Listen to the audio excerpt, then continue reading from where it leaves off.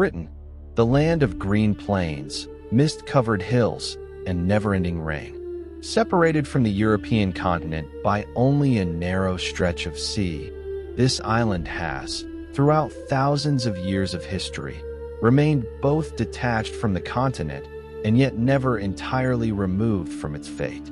This dual condition would become one of the most important forces shaping Britain's history. For while the island often turned inward, it also continually attracted the attention of the world's greatest powers. The story of the lands we know today as England is, in fact, the story of a collapse followed by a long rebirth. To understand this story, we must go back nearly 2,000 years to the moment when Gaius Julius Caesar, one of the most prominent figures of the Roman Republic, set foot on the shores of Britain. In 55 BC, after his campaigns in Gaul, Caesar turned his gaze toward this mysterious island. For Rome, Britain was not merely a new conquest. It was also a gateway to the unknown. The Briton tribes living on the island were culturally quite similar to the Celtic communities the Romans had encountered in Gaul. However, in Roman eyes, these peoples shared a single name: barbarians. Although Caesar carried out 2 separate expeditions and achieved some military successes, he was ultimately forced to withdraw without establishing permanent control over Britain. Rome's true domination over Britain began nearly a century after Caesar, in AD 43 during the reign of Emperor Claudius. This time, Rome was determined. Legions were stationed on the island, roads were built, cities were founded, and Britain quickly became an official province of the Roman Empire. There were acts of resistance and uprisings. Yet in the face of Roman discipline and military power, much of the island was eventually forced to submit. For centuries, Britain continued its existence as part of the Roman world. The local Briton population adapted to Roman rule, the Latin language, Roman law, and urban life spread across the island. Christianity also reached Britain during this period. From the outside, the island now seemed to have fully adjusted to the Roman order. Yet the foundations of this order were beginning to crack, unnoticed. By the late 4th century AD, the Roman Empire was far from its former strength. Western European territories were shaken by the invasions of Germanic tribes, and defending the borders had become nearly impossible. Rome was forced to change its priorities in order to survive, and among those priorities, Britain no longer mattered. From the 370s onward, Roman legions began to withdraw from the island step by step. By AD 410, there were almost no Roman soldiers left in Britain. This withdrawal was not merely a change of administration for Britain, it was a complete turning point. The Romano-British society that had lived under Roman order for centuries suddenly found itself alone with its fate. The island was becoming cut off from the European continent. The familiar order was rapidly disappearing. Rome was gone, and with it, security, order, and stability also left the island. Britain was slowly being drawn into darkness. Rome's withdrawal from Britain did not leave the island defenseless only in military terms. It also completely dismantled the long-established order. Roman roads fell into neglect, cities began to shrink, and trade nearly came to a halt. Once a part of the empire, Britain was now becoming an inward-looking island, severed from Europe. Our knowledge of this period is quite limited. The Britons did not keep systematic historical records like the Romans did. For this reason, the 5th and 6th centuries are a period shrouded in fog and uncertainty in British history. Today, we learn about this era largely through the writings of the monk Gildas and the work Historia Ecclesiastica by the cleric Bede, who lived centuries later.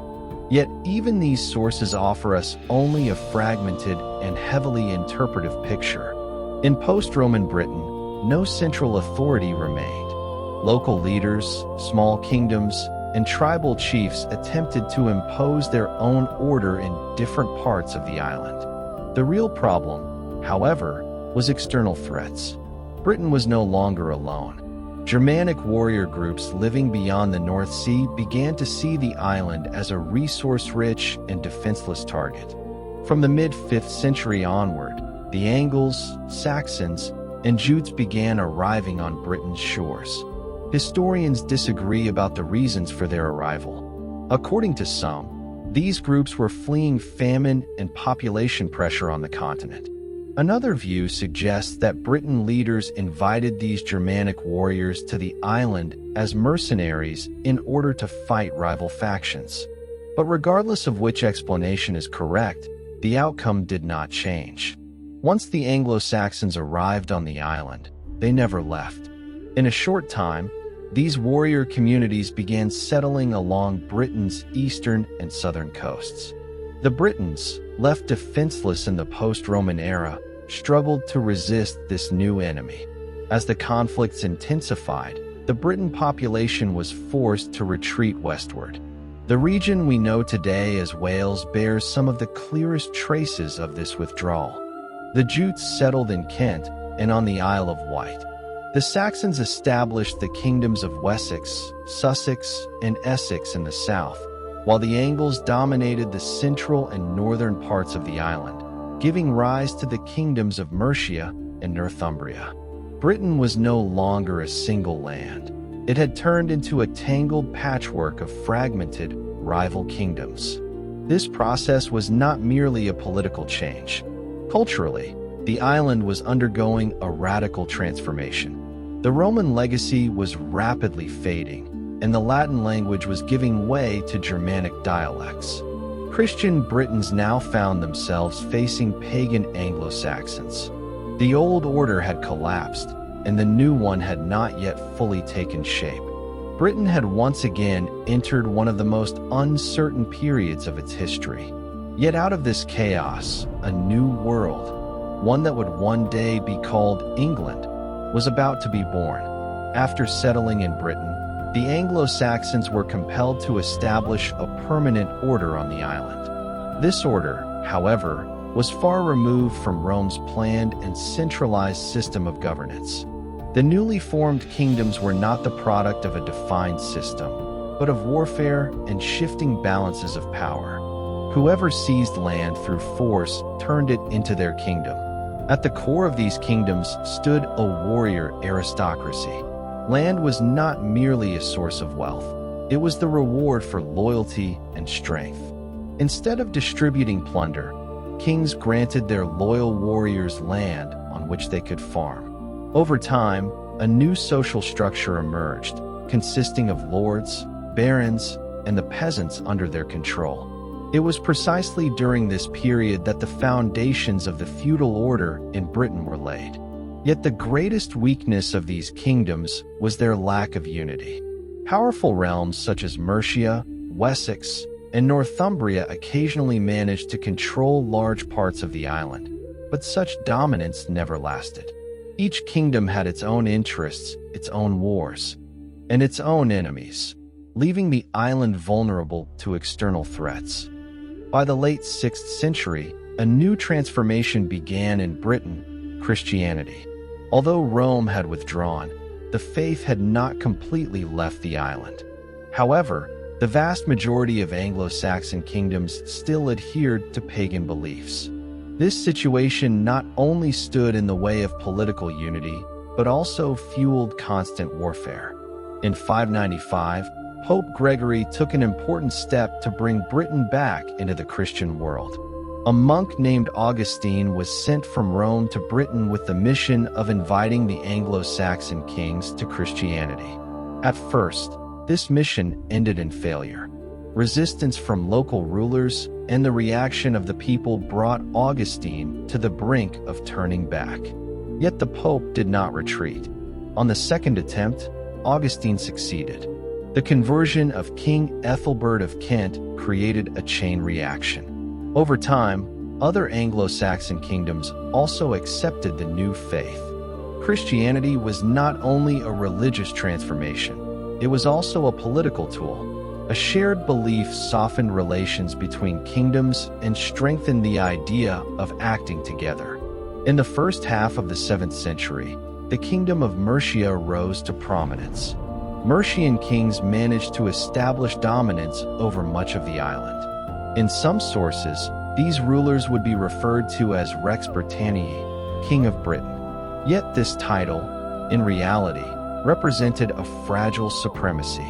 Local kings continued to exist, and unity remained largely on paper. At precisely this moment, a new threat appeared on the horizon, one that would once again change Britain's fate. Warriors from the cold northern seas, infamous for their brutality, the Vikings. The Vikings first appeared on Britain's shores in the late 8th century. The earliest recorded contact, in 789, was initially perceived as nothing more than an ordinary raid. However, the brutal plundering of the Lindisfarne Monastery in 793 showed the entire island just how serious this new threat truly was. This attack marked the collapse not only of a monastery, but of the Anglo-Saxon world's sense of security itself. In the years that followed, Viking raids steadily increased. At first, the raiders arrived in the summer and withdrew when winter came, but over time they began to settle permanently. Their goal was no longer just gold and plunder, but land and lasting homelands. By the mid-9th century, Britain was under Viking pressure from nearly every direction. The Anglo-Saxon kingdoms failed to form a united defense against this threat. Northumbria collapsed, and Mercia largely fell under Viking control. In the territories they seized, the Vikings established their own system, creating what became known as the Danelaw. In these lands, Scandinavian legal customs prevailed, and the Anglo-Saxon population began living under Viking rule. Amid this dark picture, the only major kingdom to survive was Wessex.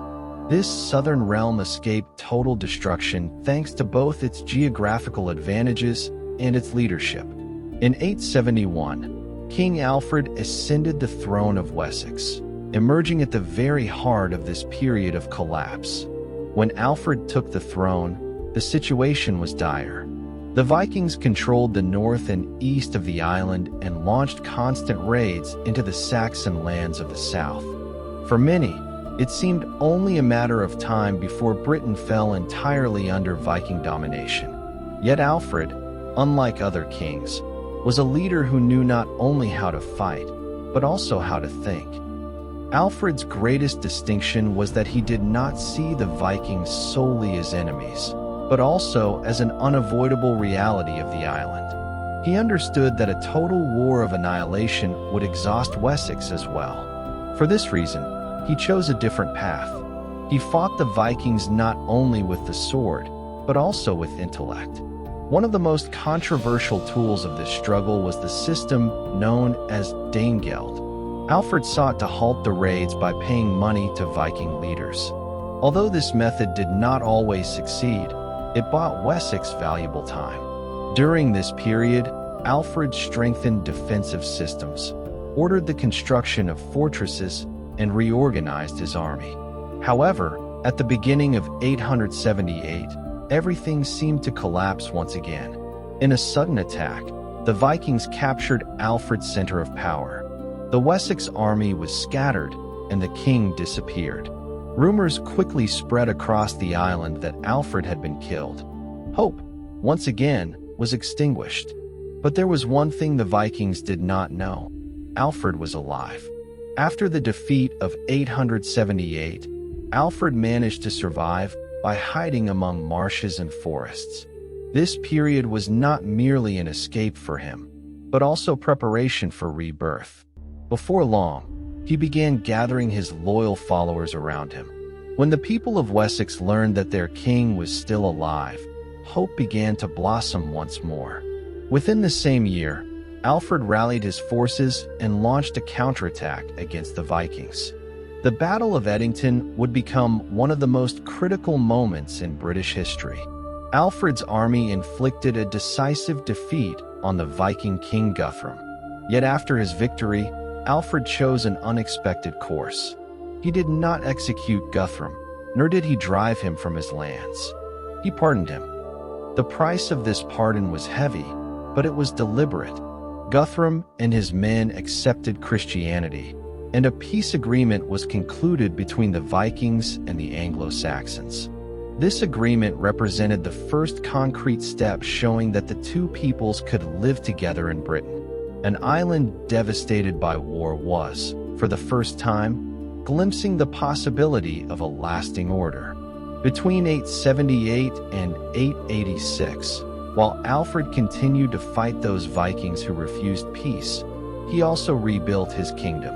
In 886, the recapture of London was not only a military victory, but a symbolic one. This city, which had held strategic importance since Roman times, stood at the very center of Alfred's vision. Alfred never used the title King of England. He saw himself as the king of the Anglo-Saxons. Yet the steps he took formed the foundations that would turn the idea of a single England into reality. After his death, his son Edward and his daughter Ethelflaed carried this legacy forward. Mercia and Wessex were effectively united, and the Viking territories were reclaimed one by one. When Alfred's grandson Athelstan was crowned in 925, a new era had truly begun. Athelstan was hailed as King of all the English.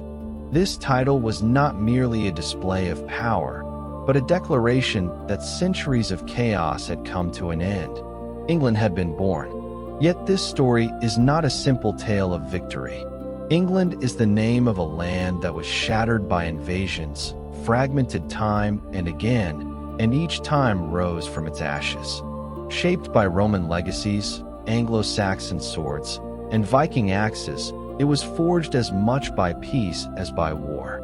What we see today when we speak of England is, in truth, the result of this struggle spanning thousands of years. Behind the green plains and misty coasts, the traces of fallen empires and reborn kingdoms still remain. The story of England is not one of power, but of endurance, adaptation, and beginning anew. And perhaps that is why England has never truly fallen.